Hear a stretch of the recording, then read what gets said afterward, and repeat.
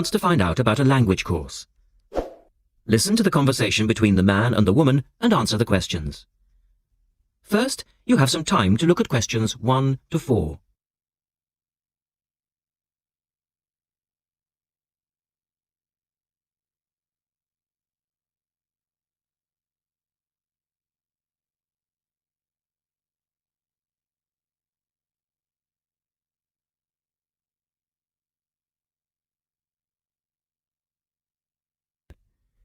You should answer the questions as you listen, because you will not hear the recording a second time. Listen carefully and answer questions 1 to 4.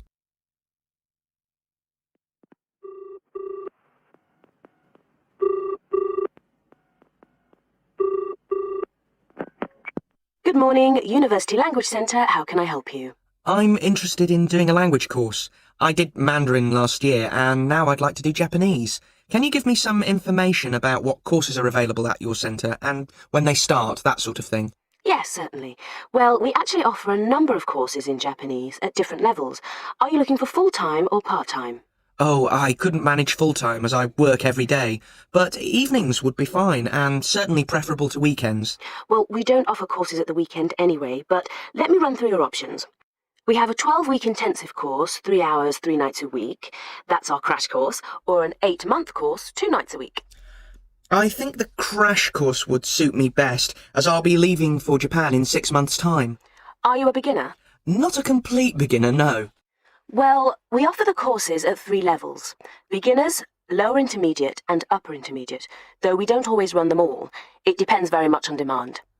I'd probably be at the lower intermediate level, as I did some Japanese at school, but that was ages ago.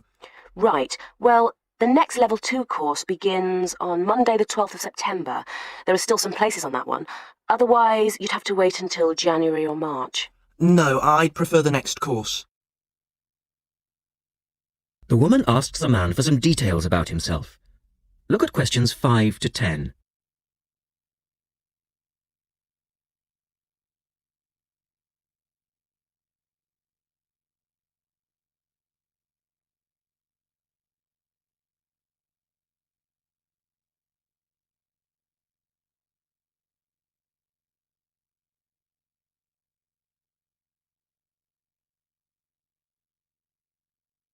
Now listen to their conversation and complete the form.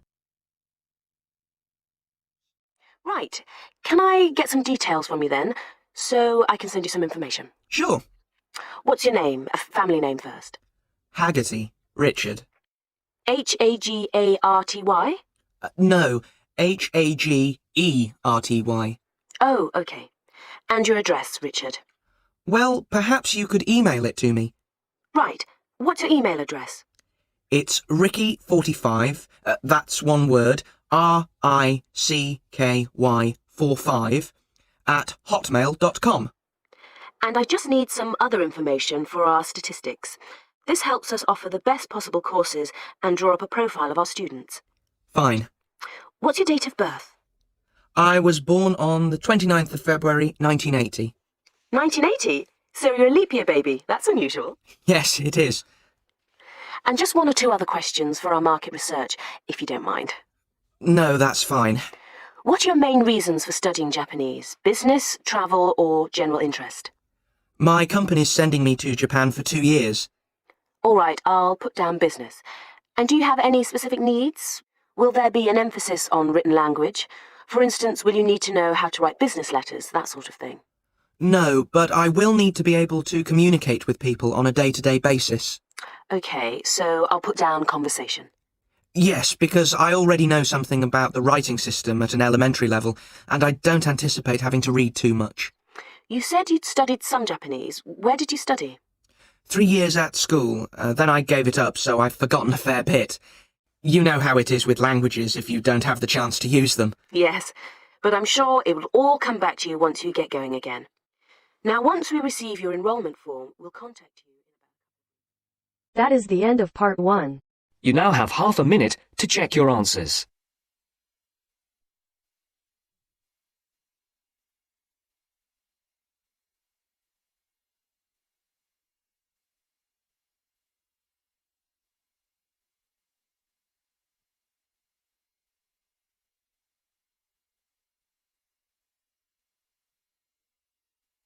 Now turns to part 2.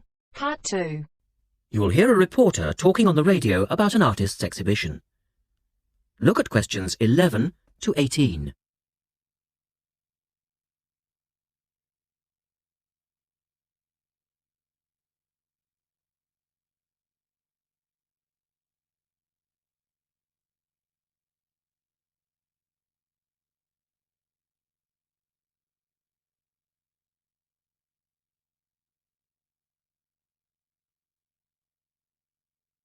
As you listen to the first part of the talk, answer questions 11 to 18.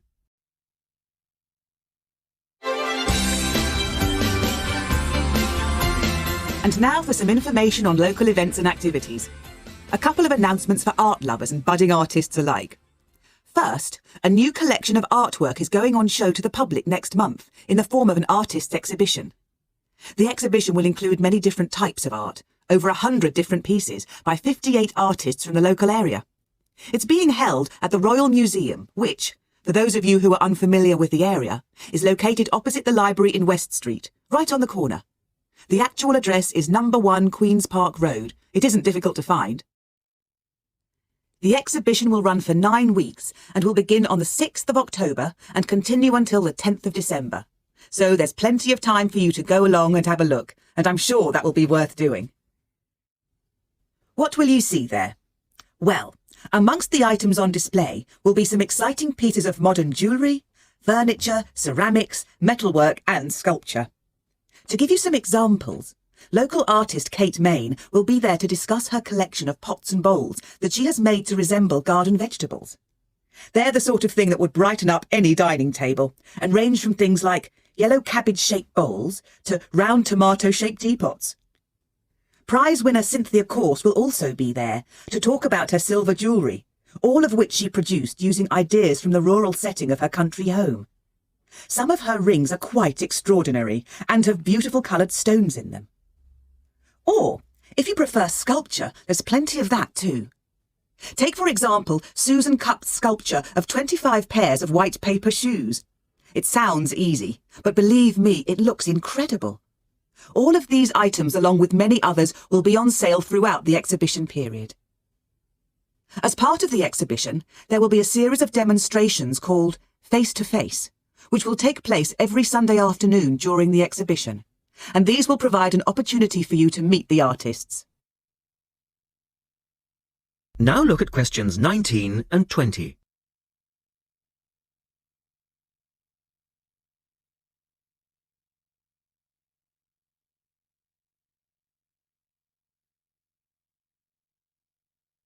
As the talk continues, answer questions 19 and 20. The second set of activities are for those who would prefer to indulge in some artwork themselves. The Artists' Conservatory are holding a series of courses over the autumn period. The courses cover all media and include subjects such as Chinese brush painting, pencil drawing and silk painting. All the tutors are experienced artists. Course sizes are kept to a minimum of 15, and there will be plenty of individual assistance. All the sessions offer excellent value for money and the opportunity to relax in a delightful rural setting. Fees are very reasonable and include the use of an excellent studio and access to the art shop, which you will find sells everything from paper to CDs, and they also include the provision of all materials. For more information on dates, cost and availability, you should get in touch with the programme coordinator on 4592 839 584, or go direct to the website, which you will find is... That is the end of part 2. You now have half a minute to check your answers.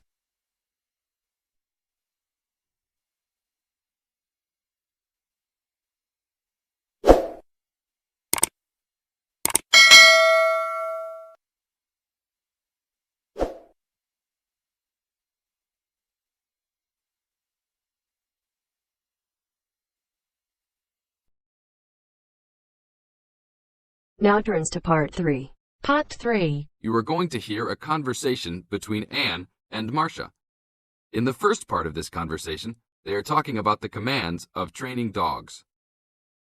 First, look at questions 21 to 25. Note the examples which have been done for you.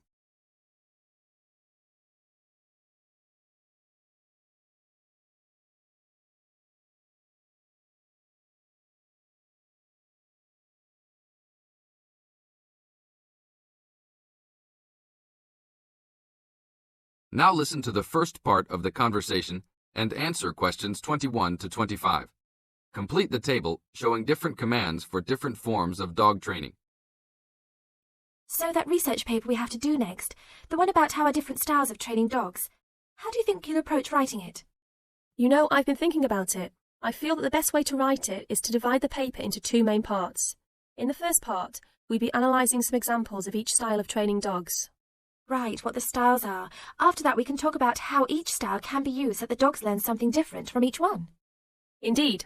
Maybe we could draw a chart and compare examples of each style of training, one at a time. So the different kinds of training would be simple obedience training. There you would have things like teaching them to sit, stay in one place, and so on. Right. So included in here would be simple audio commands like speak. Yes, basic commands are just spoken words, aren't they? And then there would be the more guard-oriented training, where the dogs are trained to know a specific place well. Patrolling and barking are probably the best examples, because most people have seen them in many places, especially in homes. And this would lead us to the attack dog training, which is physical as well as spoken, training the dog to knock someone down, and even biting if they have to. Right, so there's another category as well, sniffing dogs, which make up the searching category. I've read that in the UK, every major airport and government building has these dogs to search for all kinds of dangerous items. In the second part of the conversation, Anne and Marcia talk about all kinds of training and what kind of dogs they are suitable to. Look at questions 26 to 30.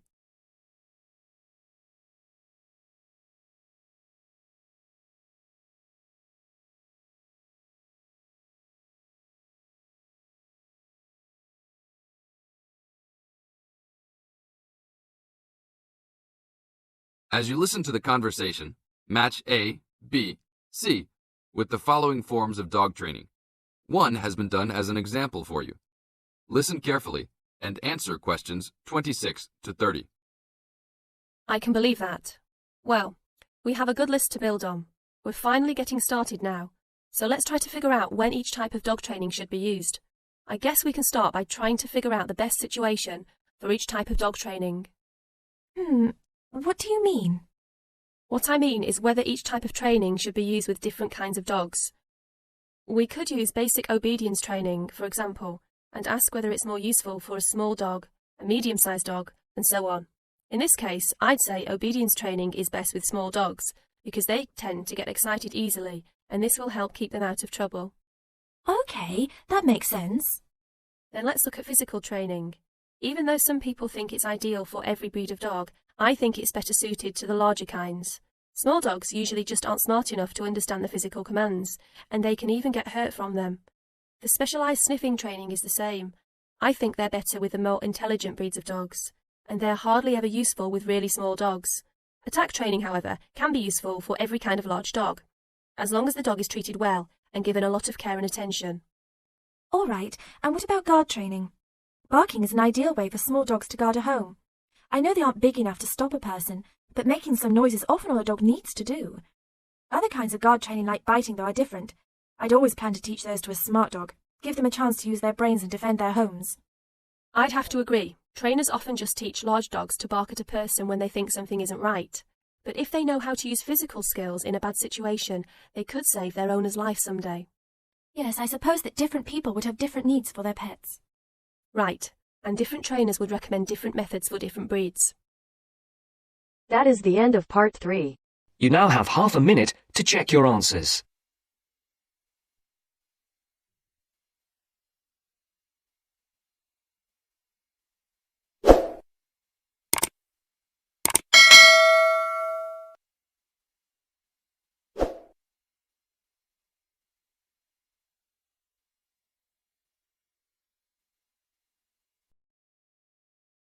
Now turns to part 4.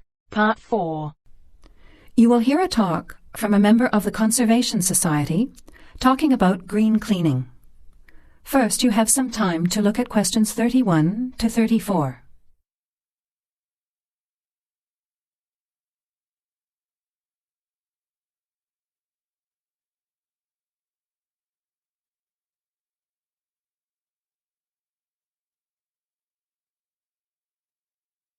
Now, listen carefully to the talk and answer questions 31 to 34.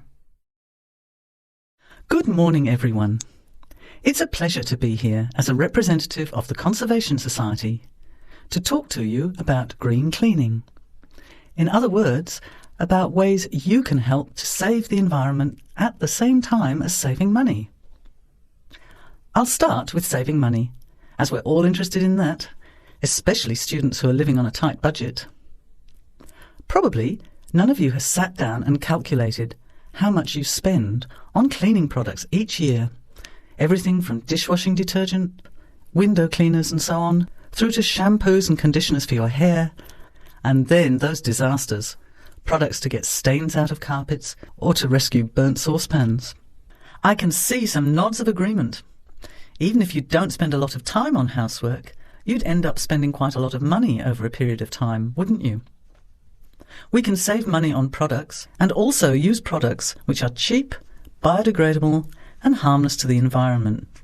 These I will call green products. Unfortunately, most cleaning products on sale commercially are none of these, and many of our waterways and oceans are polluted with bleach, dioxins, phosphates and artificial colourings and perfumes. Also, think how many plastic bottles each household throws away over a year. They'll still be around in landfill when you are grandparents. So we often feel there's nothing we can do to make a difference, but we can. The actual recipes are on handouts you can take at the end of the talk.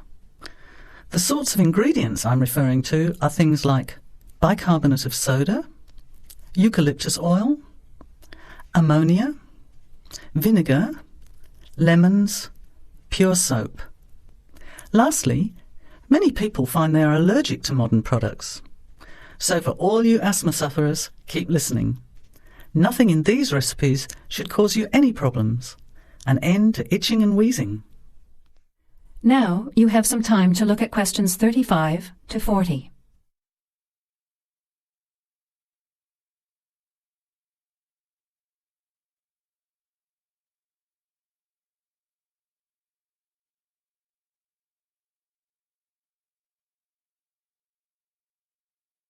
Now listen and answer questions 35 to 40. So, let's start with spills and stains. Soda water is wonderful as an immediate stain remover. Mop up the excess spill, don't rub, but apply soda water immediately. It's great for tea, coffee, wine, beer and milk. As is salt or bicarbonate of soda, which will absorb the stain. Then vacuum when dry and shampoo if necessary. While we're talking about disasters, let's quickly look at some others that can be avoided. Bicarbonate of soda is wonderful for removing smells, especially in the fridge. An open box in the fridge will eliminate smells for up to 3 months. And those terrible burnt saucepans, either sprinkle with our good friend bicarb again and leave it to stand, or cover with vinegar and a layer of cooking salt. Bring it to the boil and simmer for 10 minutes, then wash when cool. Much cheaper than a new saucepan. Then there are heat rings on wooden furniture. Simply rub with a mixture of salt and olive oil, or for scratched furniture, use olive oil and vinegar. Now, let's look at general cleaning. First, the floors. If your floor covering is made of slate, cork or ceramic tiles or lino, it probably only needs a mop or a scrub with vinegar in a bucket of water. Carpets can be shampooed using a combination of pure soap, washing soda, cloudy ammonia and some boiling water. You put a small amount of this mixture onto the mark on the carpet, rub with a cloth until it lathers, and then wipe off the excess. A smelly carpet can be deodorized by sprinkling bicarbonate of soda on the surface, leaving overnight, and vacuuming off the next day. Cleaning in the kitchen, bathroom and toilet is the next section. That is the end of part 4. You now have half a minute to check your answers.